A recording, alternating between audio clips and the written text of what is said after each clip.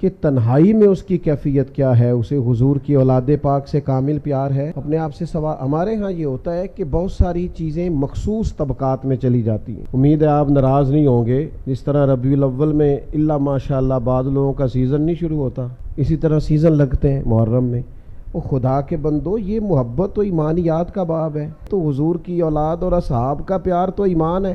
اور کچھ چیزیں ایسی ہوتی ہیں جن میں جذبات ہونے چاہیے بندے کے، اس کے اندر اس کی قلبی واردات شامل ہونی چاہیے۔ یعنی نبی کریم علیہ السلام نے جب حسنین کریمین کی محبت کو بیان کیا ہے تو سرکار کا وہ بیان کرنا ہی اتنا زیادہ درد اور سوز کا باعث ہے، اتنا زیادہ وہ خوبصورتی والا ہے۔ آپ ذرا دیکھیے، نبی کریم علیہ السلام نے بھی اپنے شہزادوں کے لیے دعا فرمائی کہ محبوب نے حسنین کریمین کو سامنے کھڑا کیا اور کھڑا کر کے اللہ کی بارگاہ میں ہاتھ اٹھا کے باقاعدہ دعا کی، کہا اے اللہ میں ان دونوں سے محبت کرتا ہوں، تو بھی ان سے محبت فرما، اور مالک جو جو میرے حسنین سے محبت کرے تو ان سب سے بھی محبت فرما۔